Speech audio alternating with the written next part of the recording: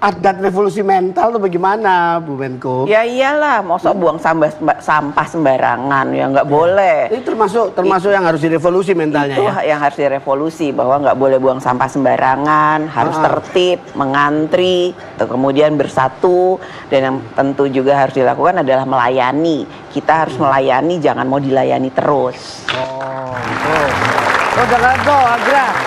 Ngomong-ngomong revolusi mental, Ibu kan barusan keliling kemana-mana, berkunjung ke Manado, Bu ya? Iya, baru aja pulang. Ke Sulawesi Utara.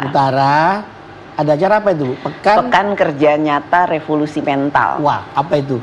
Ya, jadi memang sesuai dengan Inpres yang ada, Inpres nomor 12 tahun 2016, semua kementerian di bawah 4 Menko harus melakukan kerja nyata revolusi mental di setiap kementeriannya, kementerian lembaga, untuk bisa melakukan perubahan menuju kemajuan. Dan banyak hal yang sudah dilakukan, salah satunya atau salah duanya yang bisa saya contohkan sebelum ditanya, saya mau kasih tahu sendiri. Asian Game, semuanya tahu Asian Game kan? Iya, tahu Asian Game ya? Ya kan? Nah, tahu Asian Para Games kan? Asian Para Games tahu nggak? Alhamdulillah target Asian Games dan Asian Para Games kemarin itu yang tadinya kita diminta untuk peringkat ke-8 meleset, alhamdulillah. Meleset. Asian Games-nya dari peringkat 8 kita jadi peringkat ke-4. Oh, meleset, alhamdulillah. Maksudnya meleset, alhamdulillah. Alhamdulillah lagi. Bukan meleset kayak keteleset kulit pisangnya tadi, bukan. Alhamdulillah lagi.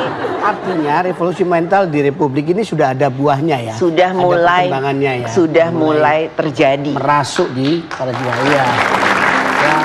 Nah, tapi ya pasti ada tentu saja soal-soal menyangkut revolusi mental yang perlu diperbaiki di. Ya, betul. Ya kan? Nah, ini ada contoh-contoh pelanggaran menyangkut bagaimana kita revolusi mental itu harus dilakukan, Bu. Ini contohnya.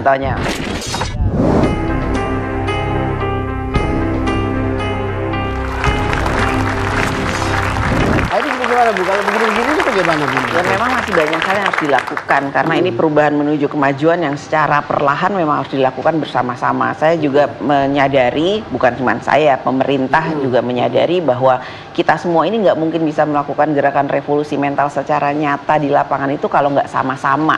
Sebenarnya apa sih beratnya untuk melakukan program ini, apa, Bu Menko? Apa duitnya kurang banyak atau bagaimana kira-kira? Loh, ini bukan masalah duit, ini masalah untuk merubah perilaku, cara berpikir, mindset. Kalau uang itu relatif, bisa besar bisa kecil. Walaupun ada anggarannya ya. Ada anggarannya.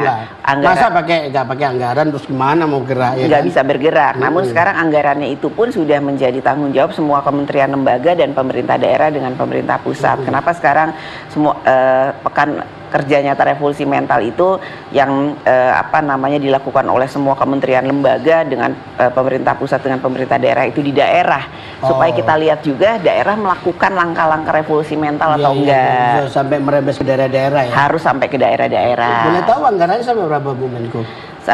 Kalau di tempat saya sendiri di Kemenko PMK itu kurang lebih 75 miliar.